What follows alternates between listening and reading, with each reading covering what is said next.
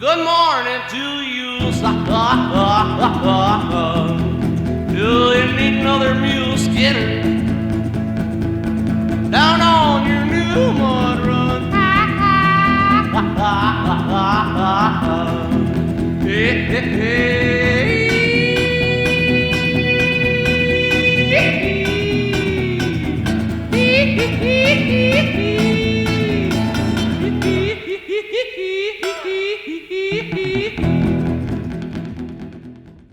Hello everyone, welcome to Drunk Drawing with me, Tatty Franklin.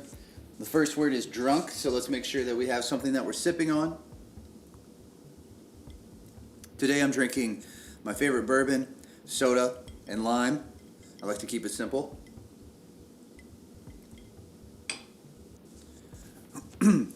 What I want to talk about today is hands. People always have a problem drawing hands. They go into it, they don't understand why it doesn't work. People will do entire figures and then just leave off the hands altogether. But the same method I use for every drawing, and I'll talk about this in some other videos, breaking things down into basic shapes, perspective, light source. We'll go over it more in depth in other videos, but I think using this method, diving into any drawing, is going to make it easy to execute. And once you see how we do the hands, I think you'll have a much easier time drawing them. And hands are amazing practice because you always have reference at all times right on. There's so many different angles and subtleties to it, and it's incredibly fun. So let's dive in. There's a couple of things I want to mention before we get into the big shapes of the hands. A couple of problems that a lot of people just have, very common. When you're working on a hand, people will draw all the fingers the same length. This is very uncomfortable. When you actually look at a hand, the fingers are more of a pentagonal kind of shape, with your middle finger typically being the longest. And also remember that the thumbs face inwards, unless the viewer is hands out, but most of the time the hands are like this, thumbs face inward towards the body. If you render somebody otherwise, it'll just look confusing.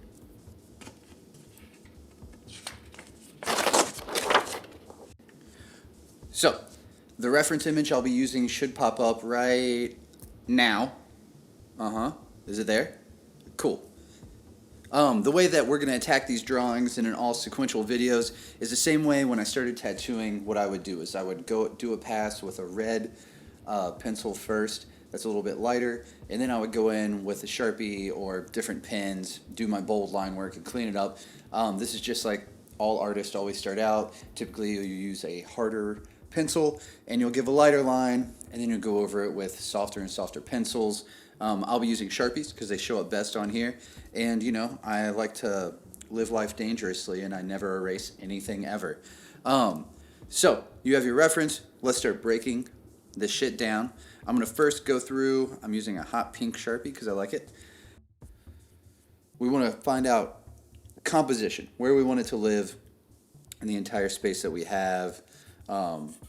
This is why people will end up with a drawing sort of like in one corner of a page, and they don't end up actually taking up or having the image live where they want it to in the grand scheme of the entire piece of art. So this is kind of where I want it to live. You can like make a big box. I want to live within this box, center it up. Two big rectangles, I think. Two big rectangles, I think, are the first shapes that we're going to see here. It's like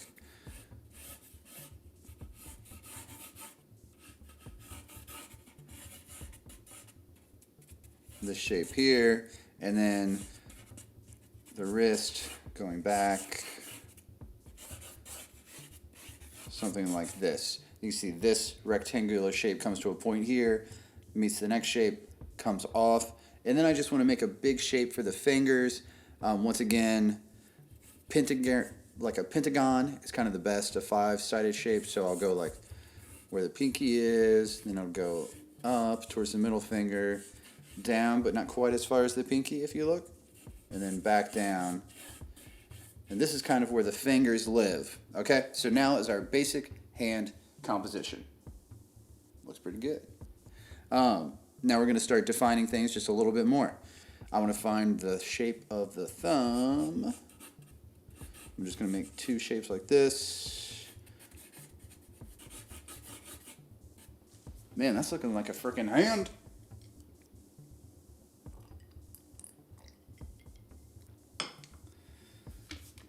Pull this back a little bit.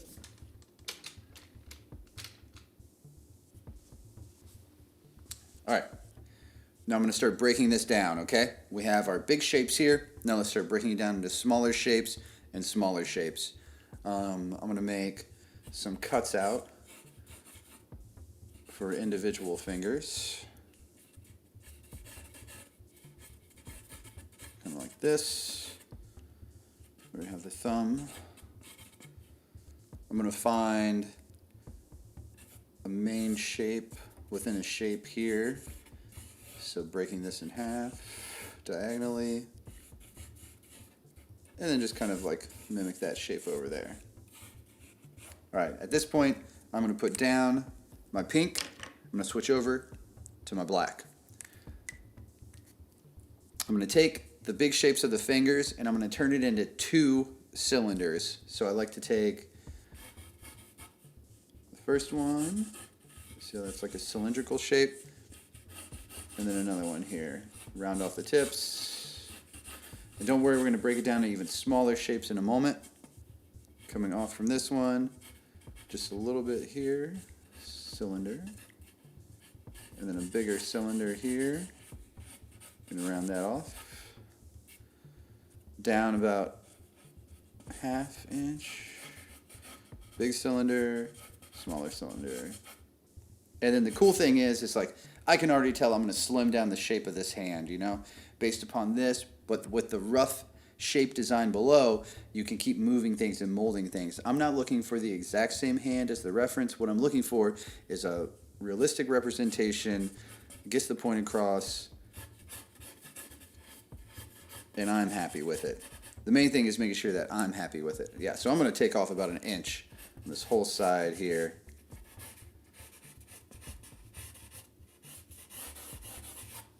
Into here.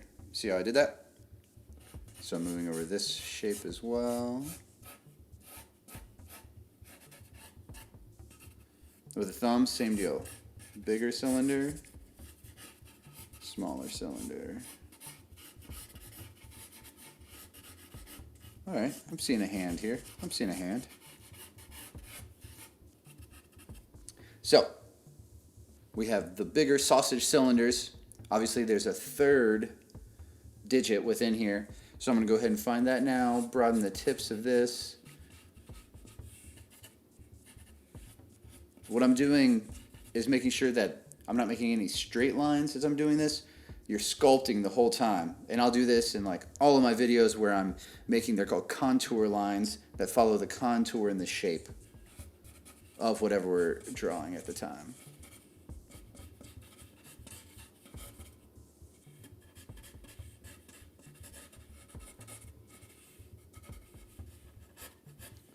All right, let's find some of the contour lines that exist in the hand. The hand is full of amazing contour lines, and this will give us so much depth going forwards.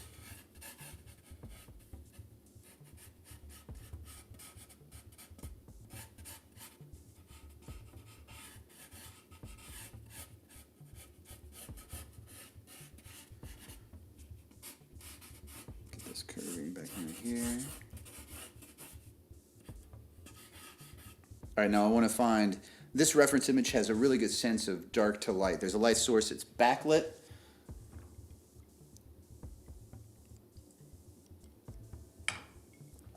So I'm going to go ahead and find the shapes that the shadows create. You see the shape within the thumb, especially, is a really good one.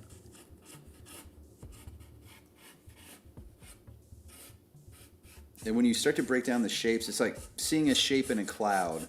You know, it looks like another shape within a shape.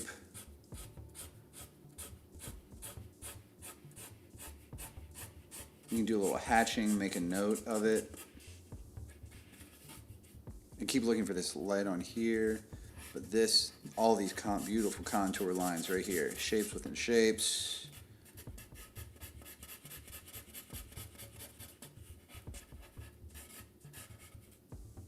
You want to get that highlight on the finger. And you don't even need to do the full shading, just a representation at the apex. We kind of understand then that there's a light here. See that little strip I'm leaving for the light? And the shadow off of it. Let's continue that.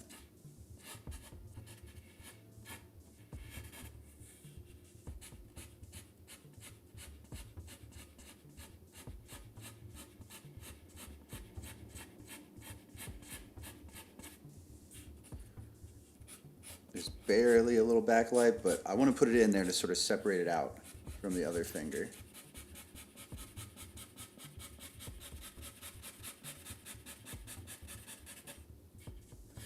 One more.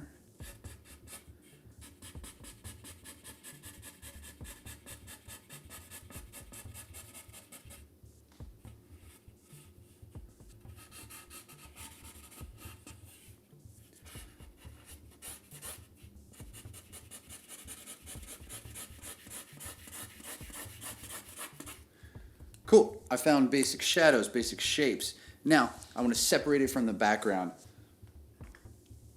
This is something that's just going to like really make any image you pop. If you're working on white paper, go ahead and push out black around it. If it's a tattoo, you're going to snap a bold outline. You're going to do a fade out from it. You're going to do something to separate it out so when the viewer is looking at it, their eyes are drawn where you want them to be drawn to. Today I have 3 Sharpies I'm using. I'm using the pink, the fine tip, and the king size. With this, all I'm going to do is find now the shadow side, the side away from the light source. I'm going to bold that out.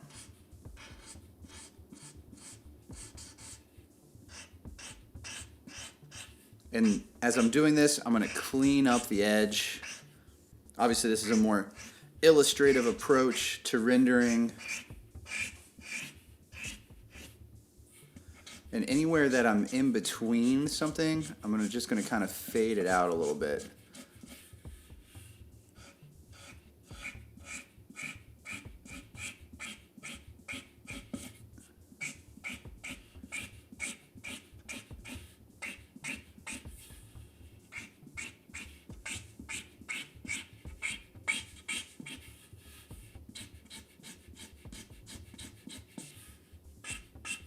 Go in between.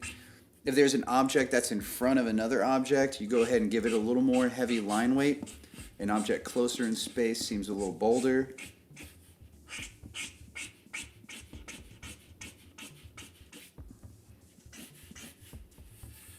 And then off of this side, like I said, I just want to push a little dark away from it.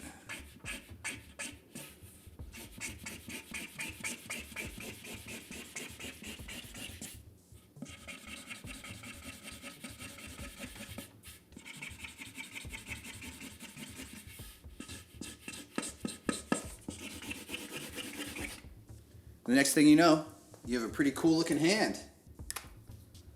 Now you can use the same method on any hand, any size, any shape. It's really good practice just while you're in quarantine and you can't do anything else. It's right here in front of you. Set a cool light on it and just start drawing. Here's some other references. And let's see how we would attack them, just a little smaller.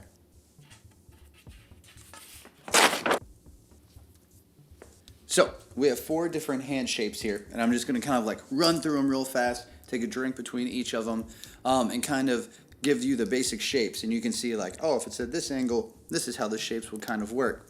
So we have lady like this. I see, all right, total composition first.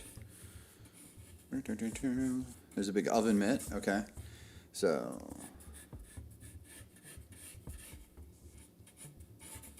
that first rectangular shape, it's a little feminine, so it would come in just a little more slim. Here, that shape. The pinky's real far out still. pentagon, back down, thumb, 2 cylinders, kind of leans back.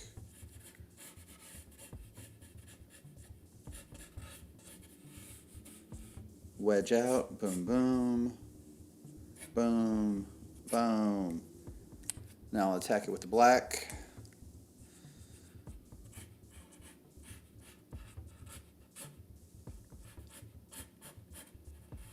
Come down. Right there. Cylinder town, cylinder, cylinder, cylinder. This one's almost straight up. Now what's really beautiful about this is that slight bend in the ring finger. So I'm going to do this one pretty much straight up. Now I'm going to make it slightly lower. And the 2 shapes I really want is that out and that back down straight. Oh, I love that. And then the pinky, and you're going to see this in a ton of hands, in your own hand. The pinky's always flopping out somewhere weird.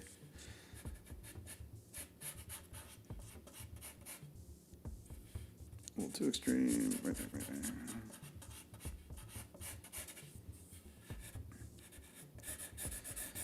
Bring this in, out, down. And already you see there, now I'm gonna find all the separate segments now, but looking pretty good already. Very happy with the shape of this hand. I'm so happy. There's a V shape in the back of the hand here. So happy that I'm gonna treat myself.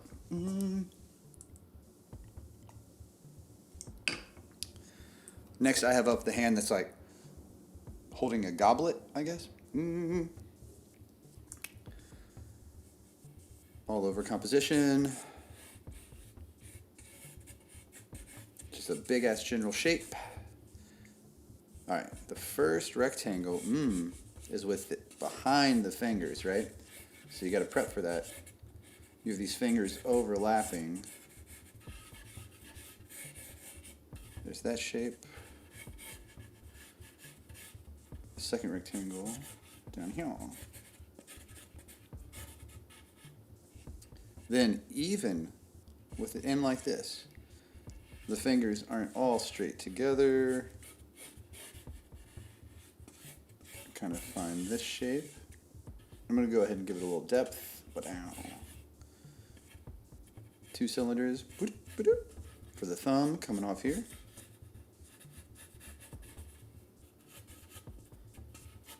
And then I want to do little wedges out of here. Now because these fingers are going back in space, we're not going to see the whole finger. So I still want to find the segments, but now the ones that are closer to us are more prominent. So still attack it the same way. I'm going to grab my black. We'll start with the pinky right here. 1, 2. I'm going to push out the back of the hand here. See how I did that? Come down. 1, 2, 3 segments. Boom. Go up. So first segment is more vertical. Second, third segment. Boom. Boom. First segment, second segment, third segment. Over itself. This one you only see, boom, 1, 2, 3, you only see 2 really. Now look, use the fingers as reference for your reference image. I can tell that this is within here on this one. Go down, slide into a curve here. 1 segment, 2 segments. Oh yeah, that's a good one. I feel like that was a workout. Woo! Looking so good. Okay, let me show you how the fingers look. Clean this up a little bit. Oh, wow. That's a cool looking hand. Drink. A fist. All right. What are we doing first? The all over shape.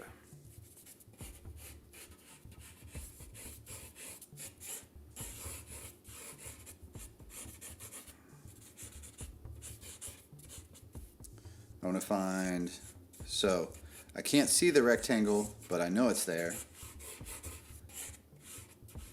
Going into another rectangle. Here, same deal. I want to find the shape for the fingers. Now on this one, they're more of another soft triangular shape. Thumb out here. Start to chop them up a little bit. They're coming straight out and down. All right, let's clean this puppy up.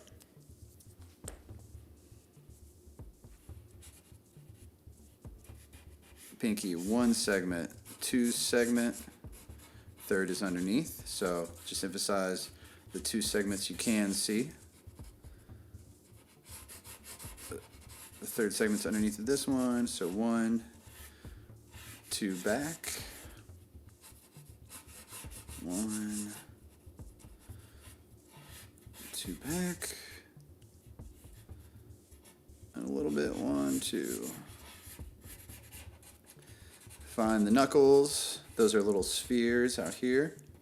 What shapes are they? You see that? Boom, boom.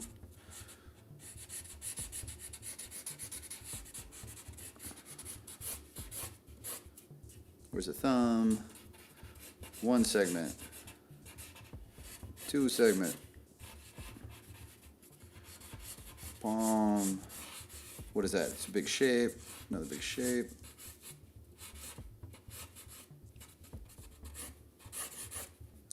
Looking like a fist to me.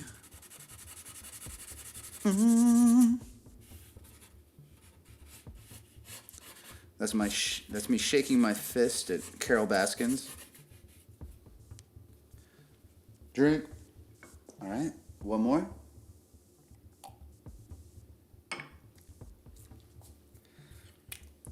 This is the. I'm reaching up at the end of my life, taking my final breath. Please forgive me for my sins. I'm sorry for what I have done. I didn't mean it. My whole life is a lie. Everything's a sham. What even does life mean?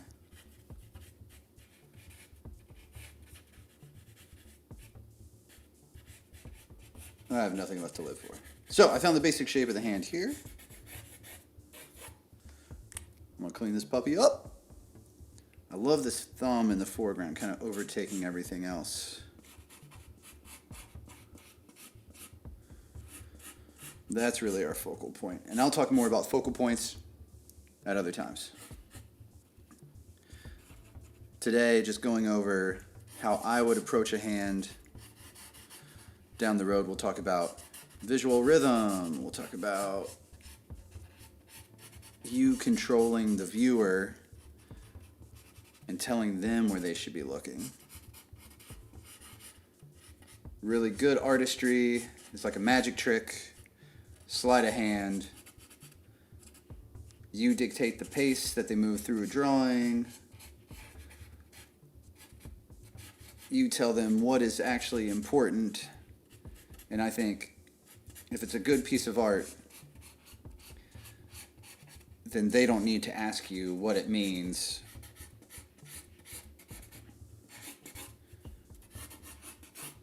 You've already told them.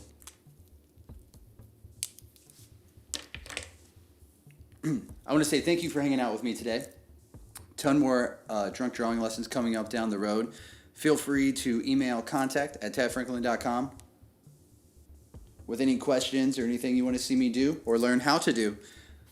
I appreciate y'all. And as always, wash your hands, and Carol Baskin killed her husband.